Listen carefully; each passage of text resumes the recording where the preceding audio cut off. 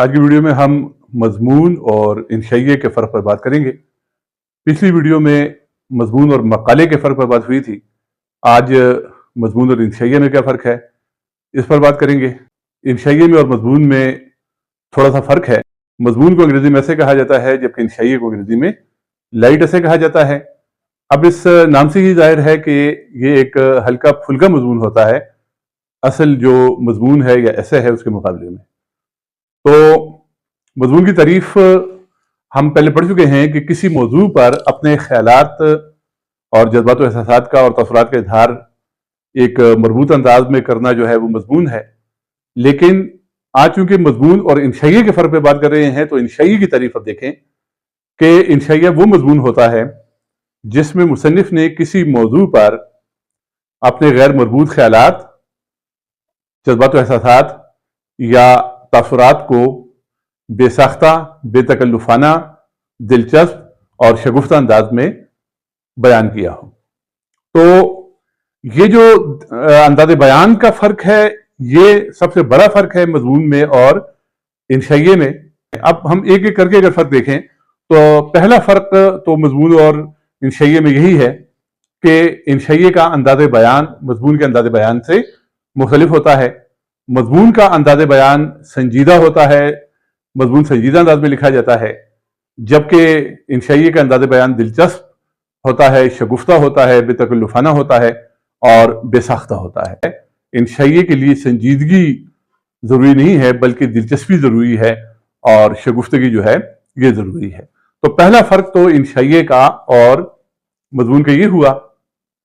दूसरा फ़र्क अगर हम मवाद के लिहाज से देखें तो मजमून से आमतौर पर मालूमात हासिल होती हैं, मजमून आमतौर पर मालूमात फराहम करता है, जबकि इंशाइया जो होता है वो मुसन्निफ के शख्सी और ज़ाती ख्यालात और जज्बात व एहसासात और तासुरात पर मुश्तमिल होता है। यानी किसी चीज़ के बारे में मुसन्निफ के जो ज़ाती ख्यालात हैं, जज्बात हैं, एहसासात हैं, उन्हें वो दिलचस्प अंदाज में इंशाइये में पेश करता है। अब हम आते हैं तीसरी बात की तरफ, और तीसरी चीज़ जो इंशाइये में और मजमून में मुख्तलिफ है वो हेयत है। यानी इंशाइये की हेयत मजमून की हेयत से मुख्तलिफ है। मजमून के लिए एक हेयत या एक फॉर्मेट मुकर्रर है कि मजमून का जो इब्तिदाई हिस्सा है उसे इब्तिदाइया कहा जाता है, या तारुफ कहा जाता है, या इंट्रोडक्शन कहा जाता है। उसके बाद मजमून का जो असल हिस्सा है वो होता है जिसे नफ्स मजमून कहा जाता है या बॉडी कहा जाता है, बॉडी ऑफ द एसे कहा जाता है। और उसके बाद मजमून इख्तिताम की तरफ जब बढ़ता है तो उसका जो इख्तितामी हिस्सा है, आखिरी हिस्सा है, उसे इख्तितामिया कहते हैं या कंक्लूजन कहते हैं। तो मजमून बाकायदा इस एक फॉर्मेट में, इस हेयत में लिखा जाता है। लेकिन इंशाइये के लिए इस किस्म का कोई फॉर्मेट या इस किस्म की कोई हेयत जो है वो मुकर्रर नहीं है।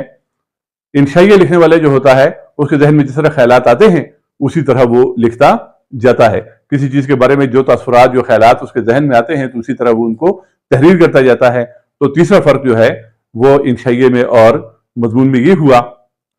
उसके बाद एक फर्क मजमून और इंशाइये में रब्त के हवाले से है, यानी जो कनेक्शन होता है, जो रब्त होता है ख्यालात का, तो वो मजमून के लिए जरूरी है कि मजमून में एक मरबूत अंदाज में ख्यालात जो है उनको पेश किया जाता है, जबकि इंशाइये में ये जरूरी नहीं है। इंशाइये के ख्यालात, इंशाइये में जो ख्यालात पेश किए जाते हैं या जो तासुरात या जज्बात और मुशाहिदात पेश किए जाते हैं या एहसासात पेश किए जाते हैं वो गैर मरबूत अंदाज में पेश किए जाते हैं। जैसे जैसे कोई ख्याल आता है या जैसे जैसे कोई जज्बा या कोई तासुर जो है वो पैदा होता है तो उसी तरह उसको तहरीर कर दिया जाता है। तो ये फर्क रब्त के लिहाज से भी हुआ।